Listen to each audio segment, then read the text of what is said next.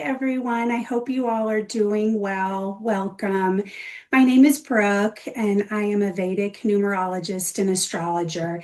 And today I just wanted to, touch base with everyone and offer, an explanation as to what is happening in the world through numbers, right? Because numerology is seeing the world through the vibrations of numbers. And this is going to be seeing it through Vedic numerology. So today I want to specifically talk about Iran and the United States. And I want to preface this by saying that I know that so many people throughout the world are hurting right now. And this, I in no way want to upset anyone or make anyone sad, but sometimes when we understand why things are happening, then we can find ways to understand a little bit better. And then hopefully some of the world leaders can see a remedy. I mean, that would be so wonderful if the world leaders all had, a numerologist to help guide them, because I think that so much of what is happening, would be avoided. So what I'm going to do is I'm going to share my screen with you. And what you see now is, so I should go back. So numerology is really important because we are able to take names. And through the names, we assign each letter a number, and then we add up all of those numbers, and we can get a general idea of the vibration of that name. Because when we have a vibration of a name, that's what's being sent out into the universe. And so we're going to be looking at Iran and the United States. Now, you can do a screenshot if you want. I have all of the letters here. You will notice, if you've ever used Pythagorean numerology, this system is different. It's the Vedic system of numerology, and it's based on Harish Johari's system. And so whereas in Pythagorean numerology, you'll take A as 1, B as 2, C is 3, it's in sequential order. In the Vedic system, that is not the case. The letters are assigned a number based on the vibration of that letter. So it's a little bit different. So I have it all here written for you. And again, feel free to take a screenshot.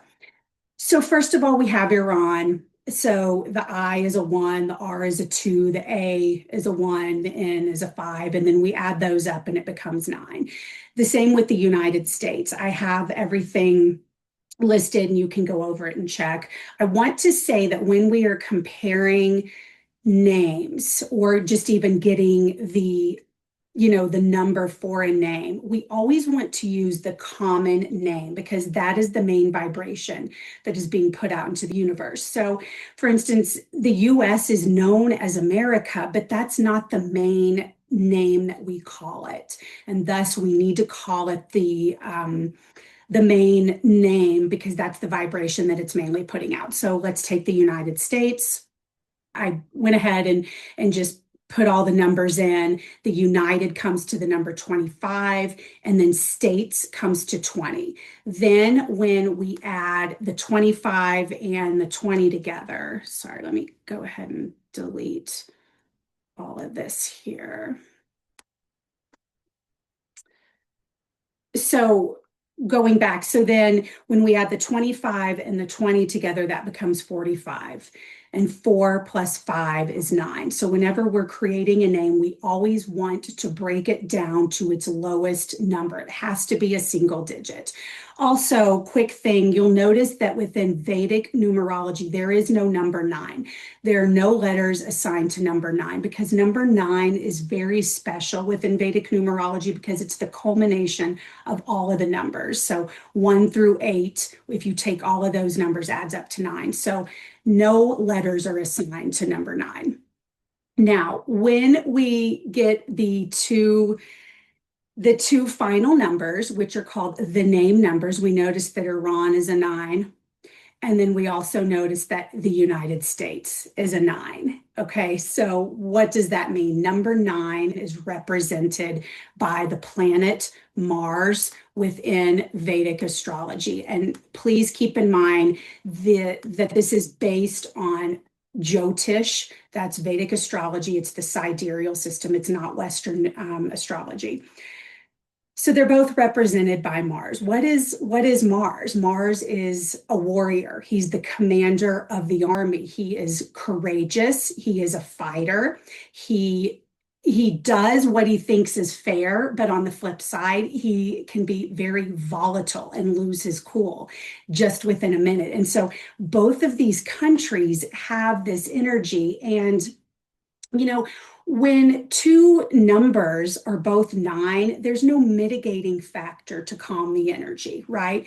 So, for instance, say one of these countries had a name number of number two, that would be the moon. And so there would be a softness and there would be a way that the number two could calm down the other nine.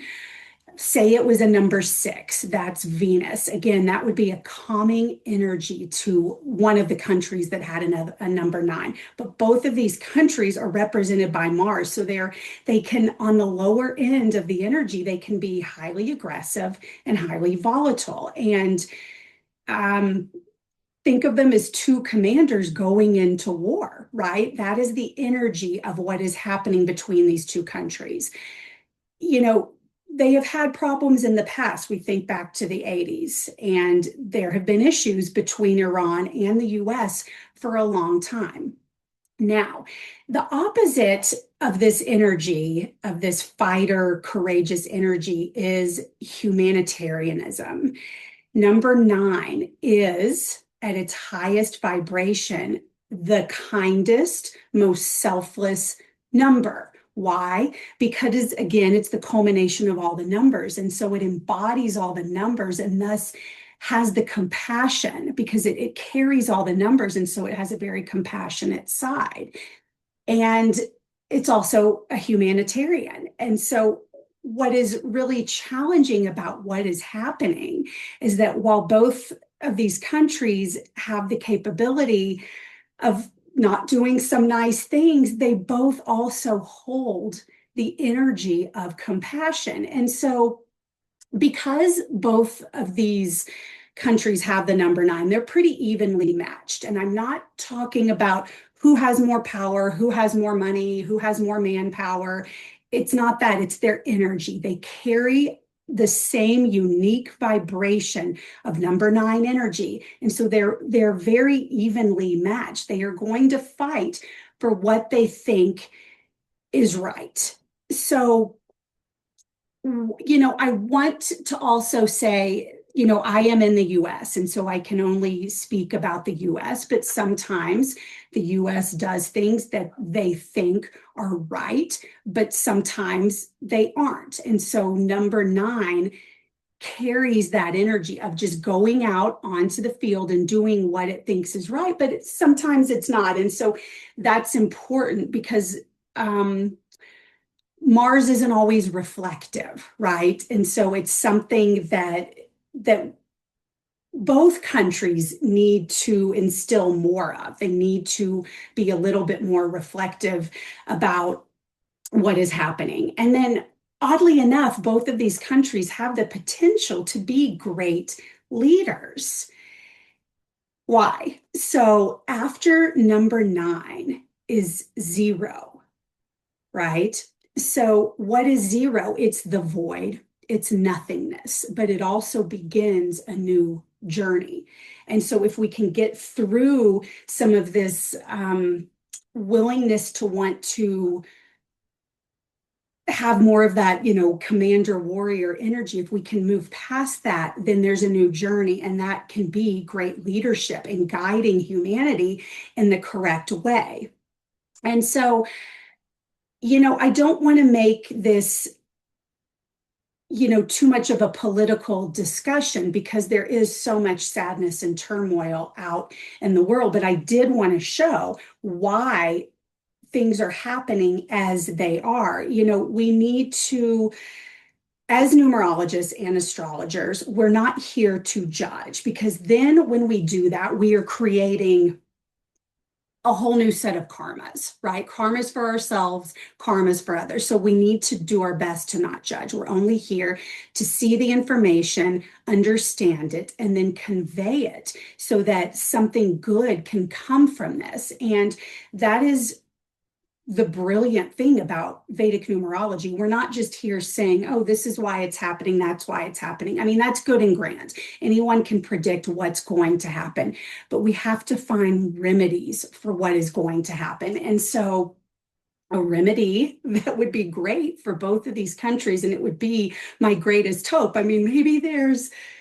someone out there, a diplomat or a leader in either of these countries that would somehow find this video and, they could step forward for either of these countries and represent the highest form of the energy of number 9, which is humanitarianism and leading people towards a new journey, because the number that's next, even though it's not technically a number, is 0. And so a new journey is ahead. And it would just be so great if someone in either country could see what could be ahead with kindness and goodness and lead the way and bring the countries and the world together in solidarity. And so when we are operating on that higher vibration of Mars, there is a new journey ahead and not leaving anyone behind, because, right, number 9 is the warrior, the commander. He is not going to leave his men in the field to suffer. He's going to pick them up. And so thus, number 9 names and people that have number 9 prominent in their chart can do that. They're not going to leave people behind, and they're going to go forward in a new way. Now, another thing that I wanted to also mention is that when we are taking a number, again, Iran and the US both have a number 9. I'm going to stop sharing really quickly so we can talk a little bit more. But they both have number 9. And so what's very important when there is a number 9 is to see where that planet is currently transiting within the Vedic astrology charts. And so number 9, again, we're doing sidereal astrology. Number 9 is currently transiting through Leo in the nakshatra of Magha. And Magha is ruled by Ketu, and Ketu is also within Leo. And so the power is really strong with Mars. That is explaining why there's a lot of issues going on.